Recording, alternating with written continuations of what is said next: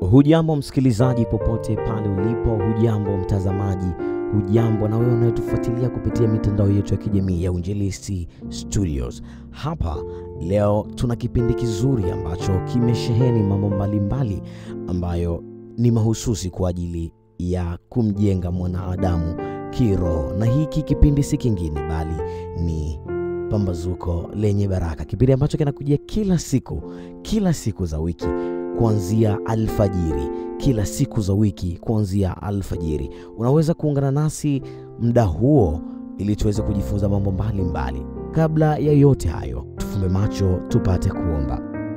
Haleluya Mwokozi Kristo, kwa upendo wako na rehema zako, wana na binti zako tumejumuika asubuhi ya leo kujifunza makuu kutoka kwako. Ukatubariki sasa kwa jina la Yesu Kristo. Amina. Aprili 29, kuketi miguuni pa Yesu. Lakini kinatakiwa kitu kimoja tu, na Mariamu alichagua fungu lililo jema ambalo hataondolewa. Luka 10 mstari wa 42. Mwokozi wetu alithamini nyumba tulivu na wasikilizaji wenye shauku. Alitamani upole, ukarimu na upendo wa kibinadamu.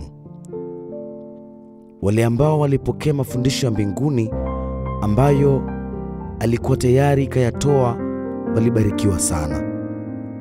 Watu walipokuwa wakimtafuta Kristo katika maeneo ya wazi, aliwafunulia uzuri wa ulimwengu wa asili. Alitafuta kufumbua macho yao ya ufahamu ili waweze kuona jinsi mkono wa Mungu unavyoushikilia ulimwengu. Lakini wengi walikuwa wazito kusikia, na nyumbani huko Bethania, Kristo alipata pumziko kutokana na mapambano ya kuchosha ya maisha ya umma.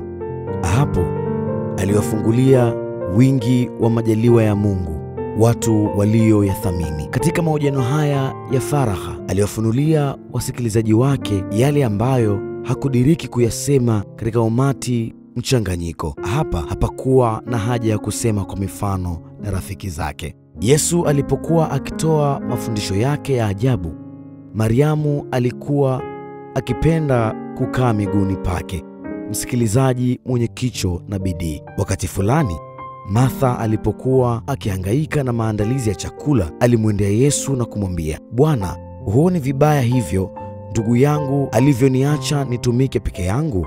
Basi mwambie anisaidie." Hii ilikuwa ni mara ya kwanza Kristo alipokwenda Bethania. Mwokozi na wanafunzi wake walikuwa wamesafiri safari ya kuchosha kwa miguu kutoka Yeriko. Martha alikuwa na hamu ya kuwaandalia pumziko lao, na katika hamu yake akasahau kumfanyia ungwana kwa sababu ya mgeni wake.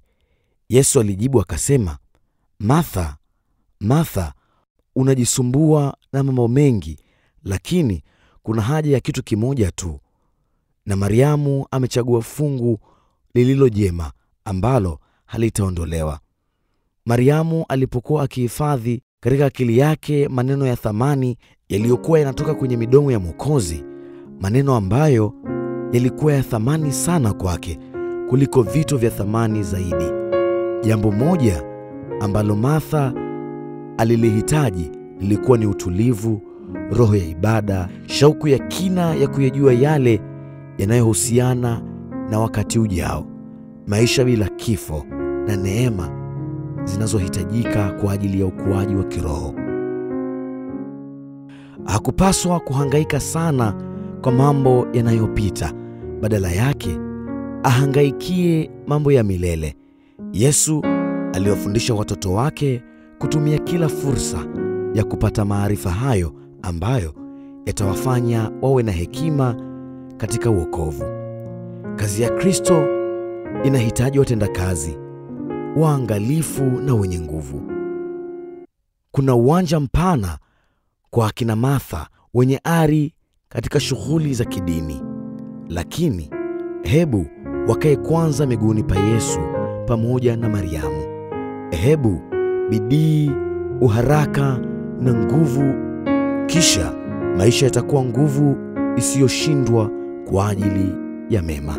Tumaini la Vizazi Vyote, sehemu ya pili, ukurasa wa 134 na ukurasa 136. Na mtazamaji, msikilizaji pamoja na mfuatiliaji wa matangazo haya moja kwa moja kutoka hapa Uinjilisti Studio, tumefikia tamati ya kipindi hiki kizuri